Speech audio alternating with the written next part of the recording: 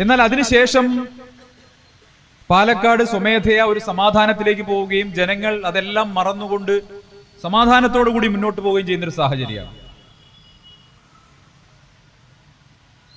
ആ സാഹചര്യത്തിൽ പാലക്കാട് സമാധാനമുണ്ടായി. മറ്റൊരു തരത്തിലുള്ള വർഗീയ ശക്തികളുടെ കടന്നുവരവിനും ഒരു ഇഞ്ച് പോലും അനുവദിക്കാത്ത രീതിയിൽ പാലക്കാടിന്റെ മതേതര മനസാക്ഷി ഈ പ്രദേശത്തെ പൊന്നുപോലെ നോക്കുന്നു എന്നുള്ളതിന്റെ ഏറ്റവും വലിയ ഉദാഹരണമായിരുന്നു കഴിഞ്ഞ നിയമസഭാ ഉപതെരഞ്ഞെടുപ്പ്.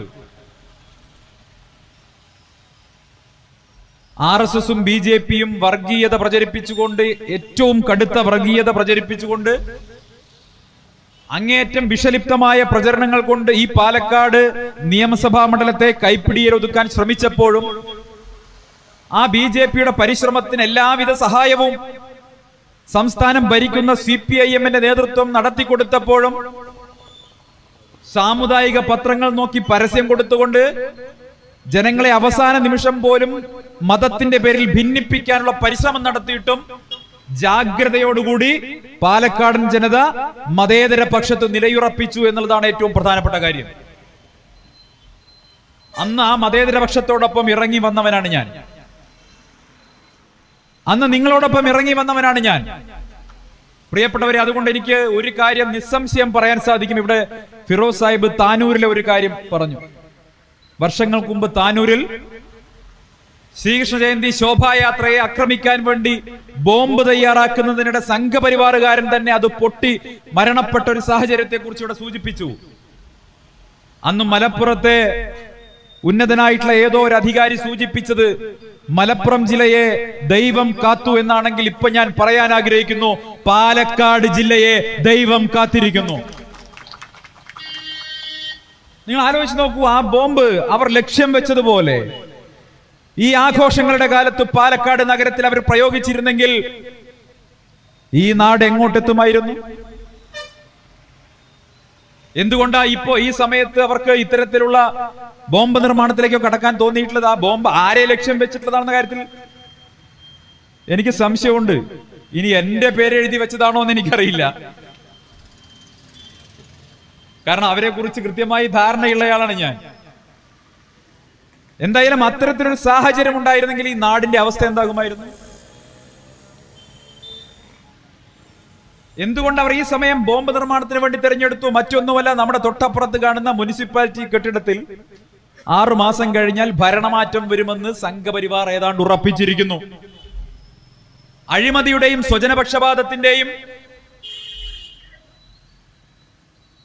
മൂർത്തിമത് ഭാവമായി പാലക്കാട് മുനിസിപ്പാലിറ്റിയെ കഴിഞ്ഞ 10 വർഷക്കാലത്തിനുള്ളിൽ മാറ്റിയതിനു ശേഷം അങ്ങേയറ്റത്തെ ജനവിരുദ്ധ ഭരണവുമായി, അഴിമതി ഭരണവുമായി മുന്നോട്ട് പോകുന്ന പാലക്കാട് ഇനി ഒരിക്കൽ കൂടി പിടിക്കാൻ കഴിയില്ലെന്ന് കഴിഞ്ഞ നിയമസഭാ ഉപതെരഞ്ഞെടുപ്പോടുകൂടി അവർക്ക് ബോധ്യപ്പെട്ടിരിക്കുകയാണ്.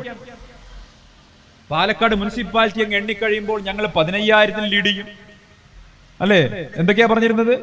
അത് കഴിഞ്ഞ് നമ്മൾ വോട്ട് പഞ്ചായത്തിലേക്ക് കടക്കുമ്പോൾ ഞങ്ങൾ രാഹുൽ മാങ്കൂട്ടത്തിലിനെ മറികടക്കും, UDFനെ മറികടക്കും, അവസാനം പിരായിരിയിൽ ഒപ്പത്തിനൊപ്പം പിടിക്കും, അവസാനം ഞങ്ങൾ ജയിക്കും എന്ന് പറഞ്ഞ് മലർപ്പൊടിക്കാരന്റെ സ്വപ്നം പോലെ ജയം സ്വപ്നം കണ്ട് നടന്നിരുന്ന പാലക്കാട്ടെ സംഘപരിവാറിന്റെ പടുവിഡ്ഢികൾ തെരഞ്ഞെടുപ്പിന്റെ ഫലം വന്നപ്പോൾ ഞെട്ടിയ ഞെട്ടലാണ്. ആ ഞെട്ടൽ ഇതുവരെ മാറിയിട്ടില്ല. അപ്പൊ അതുകൊണ്ട് പാലക്കാട് നഗരസഭയുടെ ഭരണം നഷ്ടപ്പെടുക എന്നുള്ളത് RSSനെയും BJPയെയും സംബന്ധിച്ചിടത്തോളം അചിന്ത്യമാണ്. കേരളത്തിൽ അവരുടെ ഏറ്റവും പ്രധാനപ്പെട്ട ശക്തി കേന്ദ്രം, ഒരുപക്ഷെ കേരളത്തിൽ CPM പാർട്ടി ഗ്രാമങ്ങൾ ഉണ്ടാക്കുന്നതിന് മുമ്പ് മറ്റൊരു രാഷ്ട്രീയ പ്രസ്ഥാനത്തിനും കടന്നു ചെല്ലാൻ സാധിക്കാത്ത തരത്തിൽ സംഘപരിവാറിൻ്റെതായിട്ടുള്ള പാർട്ടി ഗ്രാമങ്ങൾ സൃഷ്ടിക്കപ്പെട്ട സ്ഥലമാണ് പാലക്കാട് നഗരം. മൂത്താന്തറയും വടക്കന്തറയും അടക്കമുള്ള ഒരു ബെൽറ്റ്, അതിനുള്ളിലേക്ക് നേരത്തെയൊക്കെ പോലീസിന് പോലും കടന്നു ചെല്ലാൻ കഴിയാത്ത സാഹചര്യം ഉണ്ടായിരുന്നു. നിയമ സംവിധാനങ്ങൾക്ക് കടന്നു ചെല്ലാൻ കഴിയാത്തൊരു സാഹചര്യം ഉണ്ടായിരുന്ന ഒരു കാലം ഉണ്ടായിരുന്നു.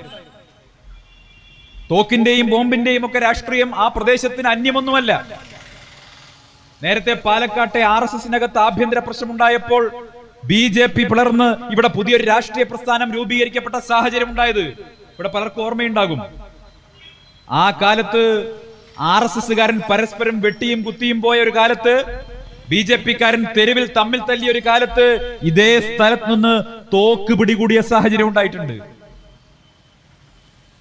അപ്പൊ ആയുധങ്ങൾ കൊണ്ട്, തോക്കും ബോംബും ഉപയോഗിച്ചുകൊണ്ട് രാഷ്ട്രീയ എതിരാളികളെ മാത്രമല്ല പരസ്പരം നിഗ്രഹിക്കാമെന്ന് കൂടി മനസ്സിലാക്കിയവരാണ് ഈ പ്രദേശത്തുള്ളവര്.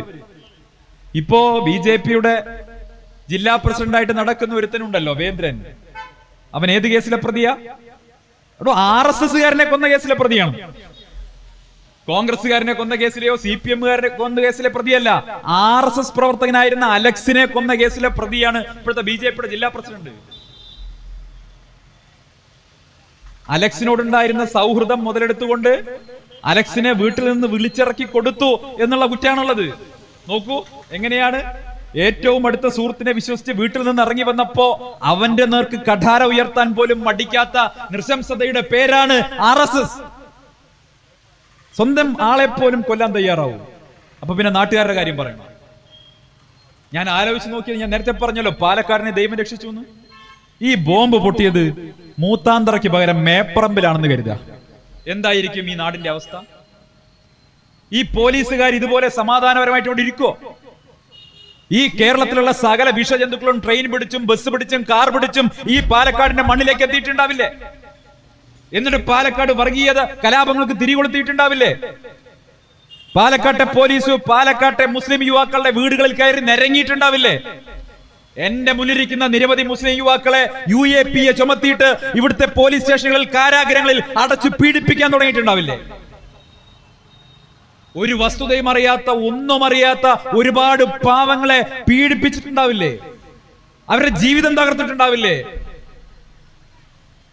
അവരുടെ കുടുംബങ്ങളെ തകർത്തിട്ടുണ്ടാവില്ലേ? ഇതിപ്പോ സ്ഫോടനം നടന്നത് മൂത്താന്തറയിലായതുകൊണ്ട് പോലീസിന് ഒരു സ്ഥലത്തും റെയ്ഡ് നടത്തണ്ട. നിങ്ങൾ ആലോചിച്ച് നോക്കൂ. CPM-ന്റെ ജില്ലാ സെക്രട്ടറി ആവശ്യപ്പെട്ടത് എന്ത്? RSS-ന്റെ കാര്യാലയത്തിൽ റെയ്ഡ് നടത്തണം.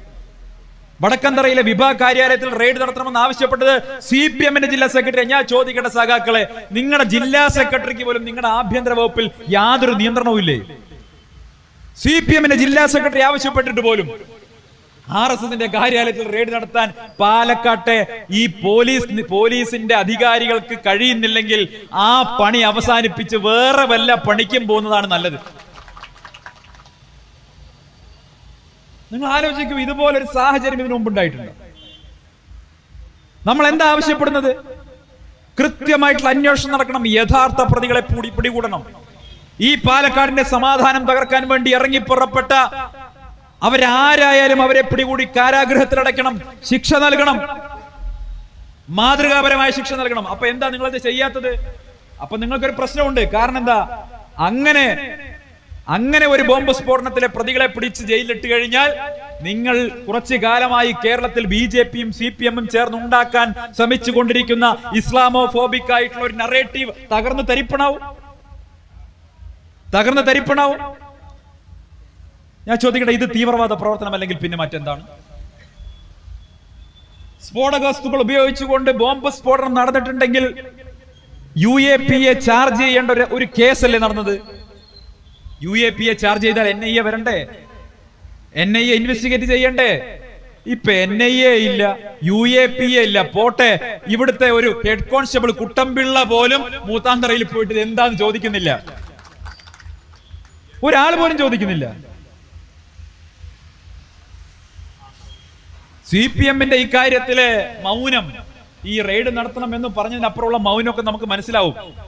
നിങ്ങൾ ആലോചിച്ച് നോക്കൂ. ഇവിടെ BJP-യുടെ മറ്റേ സംസ്ഥാന വൈസ് പ്രസിഡന്റ് കൃഷ്ണകുമാറിനെതിരെ സ്വന്തം കുടുംബത്തിൽ നിന്ന് ലൈംഗികാരോപണം വന്നിട്ട്, പരാതി വന്നിട്ട് CPM-ന് പ്രതിഷേധമില്ല.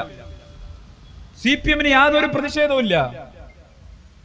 CPM അന്വേഷണം ആവശ്യപ്പെടുന്നില്ല, കേസെടുക്കണമെന്ന് ആവശ്യപ്പെടുന്നില്ല, രാഷ്ട്രീയമായിട്ട് പരാമർശം നടത്തുന്നില്ല. കൃഷ്ണകുമാറിനെ സംരക്ഷിക്കുന്ന നിലപാട് സ്വീകരിച്ചിരിക്കുന്നു CPM. ഫിറോസ് കുറച്ചു മുമ്പ് സൂചിപ്പിച്ചു രാവിലെ. നിങ്ങൾ ആലോചിച്ച് നോക്കൂ, പാലക്കാട് MLA-യുടെ ഓഫീസിലേക്ക് BJP-യുടെ മാർച്ച് നയിക്കുന്നത് ആരാണ്? കൃഷ്ണകുമാറാണ് നയിക്കുന്നത്. ഈ തൊലിക്കട്ടിക്കൊക്കെ വല്ല സമ്മാനം ഉണ്ടെങ്കിൽ, അല്ലെ? തൊലിക്കട്ടി എന്നൊക്കെ പറഞ്ഞാൽ ഇതുപോലെ തൊലിക്കട്ടി വേറെ ഉണ്ടാവും. സൂക്ഷിച്ച് മ്യൂസിയത്തിൽ സൂക്ഷിക്കേണ്ട ഇനാണ്.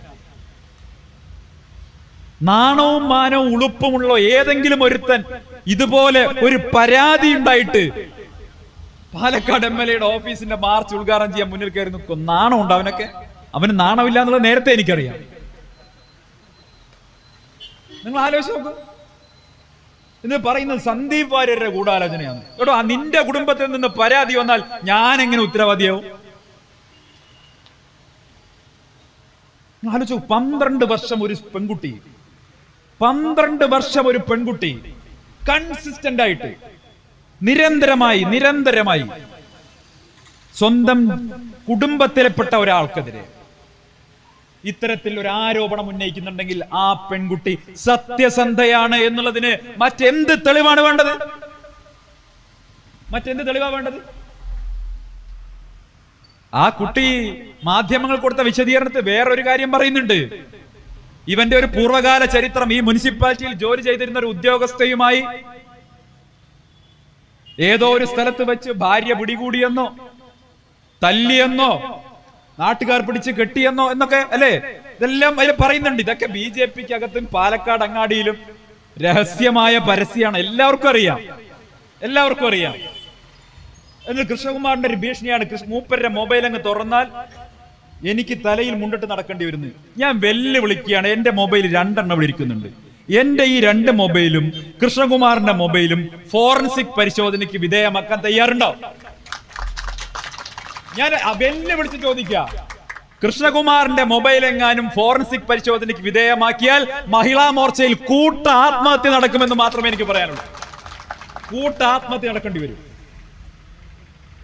ഞാൻ ബാക്കി ആളുകളുടെ ചരിത്രമൊന്നും എന്നെ കൊണ്ട് പറയിപ്പിക്കേണ്ട. ചില ആളുകൾ ഇവിടുന്ന് ഡൽഹിയിലേക്ക് സ്ഥിരമായി പോകുന്നു. രാജ്യത്തെ ഭരണഘടനാ പദവിയിലിരിക്കുന്ന ഒരാളുടെ ഓഫീസിൽ ചെന്ന് സ്ഥിരമായി താമസിക്കുന്നു. മൂപ്പര് കേരളത്തിൽ വരുമ്പോൾ ഗുരുവായൂരാണെങ്കിലും എവിടെയാണെങ്കിലും കൂടെ നടക്കുന്നു.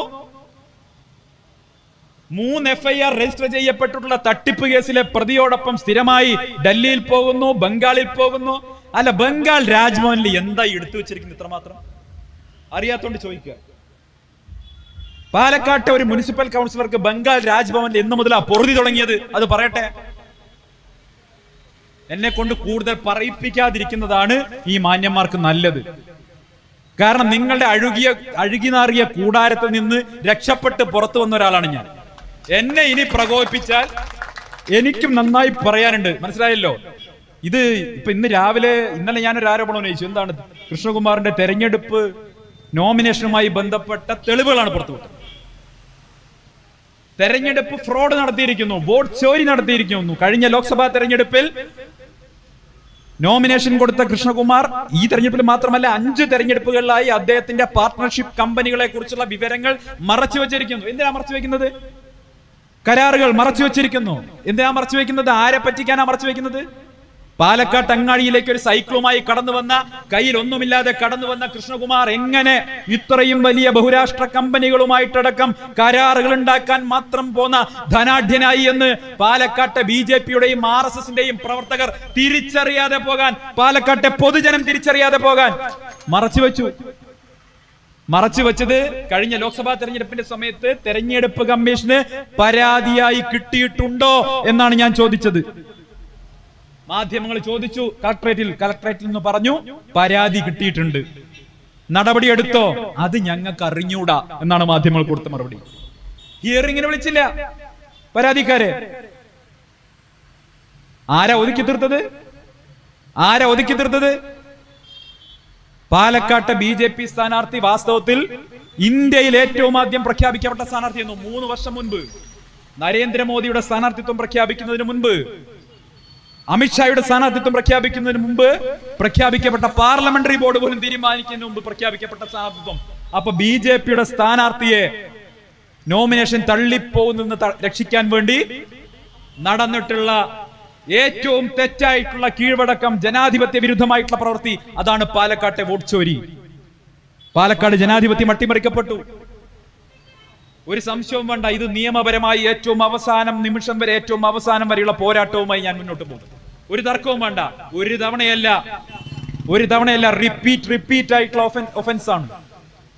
അതുകൊണ്ട് തന്നെ 6 മാസം വെച്ചാൽ 5 ഇലക്ഷനെങ്കിലും ഫൈറ്റ് ചെയ്തിട്ടുണ്ടെങ്കിൽ 3 വർഷമെങ്കിലും ഈ നേതാവ് ഉള്ളിൽ കടക്കാൻ മാത്രമുള്ള കുറ്റം ചെയ്തിട്ടുണ്ട്.